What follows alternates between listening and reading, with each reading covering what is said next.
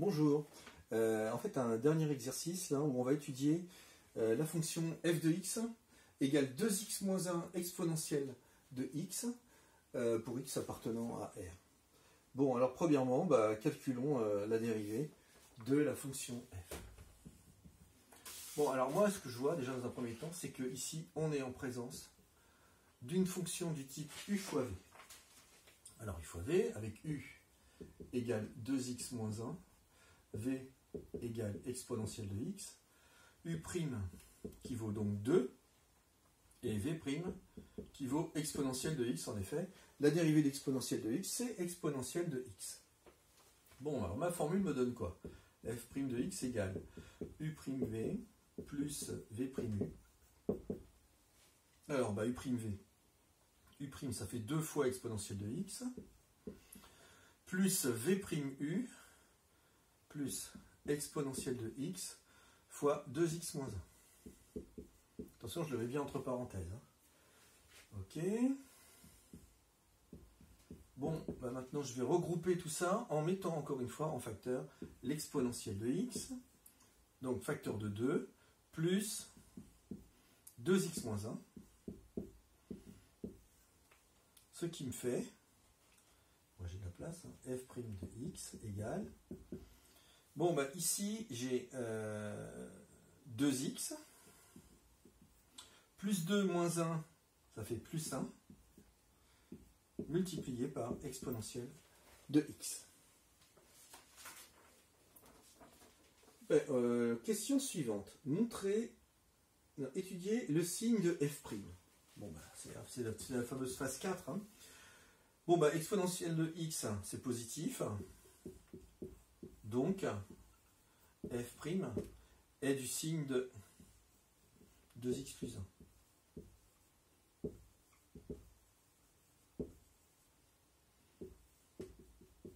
Voilà.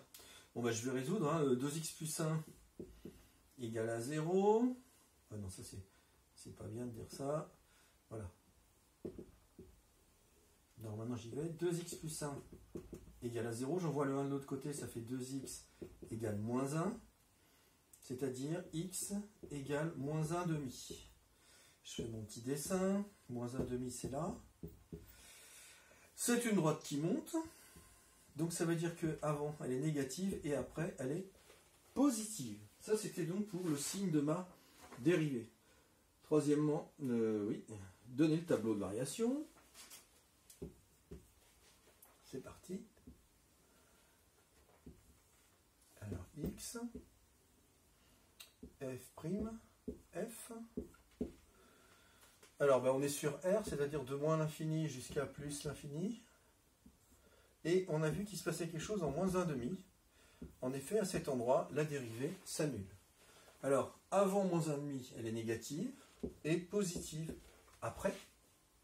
Ça veut dire que ma fonction va d'abord être décroissante et ensuite croissante.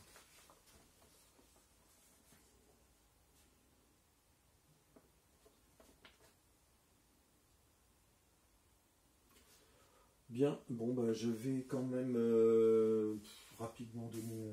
Alors ici, j'ai des limites que je ne peux pas donner, parce que ça, on ne sait pas faire encore, mais je peux calculer quand même cette valeur-là. Alors c'est parti, donc ça fait f de moins 0,5. F de moins 0,5. C'est parti. Alors, moins 0,5, je remplace là-dedans. Eh bien, 2 fois moins 0,5, ça fait moins 1. Moins 1, ce qui fait moins 2. Moins 2 fois exponentielle de moins 0,5, je trouve environ 0, non, c'est une erreur, pardon. Moins 2 fois exponentielle de moins 0,5, je trouve moins 1,21. Enfin, ou sinon, en valeur exacte, ça fait moins 2 exponentielle de moins 0,5. Voilà. Et ça fait environ moins 1,21. Question suivante.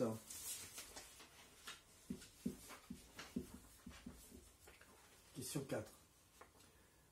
Déterminer les coordonnées du point de l'intersection de la courbe de la fonction f avec l'axe des ordonnées.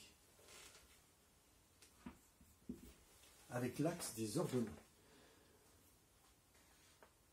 Avec l'axe des ordonnées, si je vais essayer de dessiner ça rapidement, hein, si je fais ma courbe, donc en moins 0,5 ici, on descend à moins 1,21, on est là, et donc l'axe des ordonnées, il est là, donc ça veut dire que ma courbe elle descend, et puis ensuite elle va remonter. En fait, ce que je veux connaître, c'est ce point-là, l'intersection avec l'axe des ordonnées. Eh bien, ici, qu'est-ce que je vois? Je vois que le x vaut 0. Après, je n'aurai plus qu'à calculer le y. Donc, à l'intersection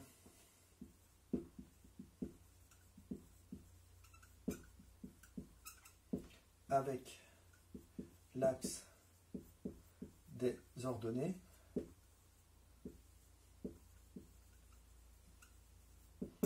x vaut 0. Bon, ben, je vais remplacer x par 0 dans ma formule.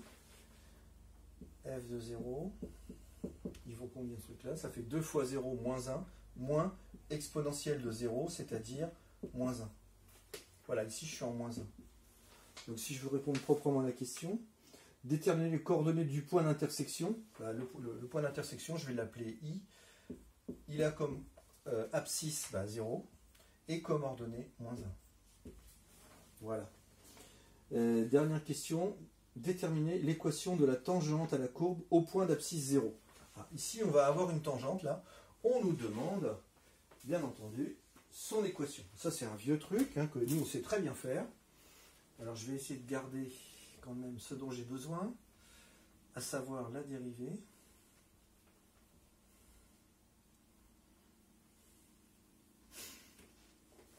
C'est la question 5.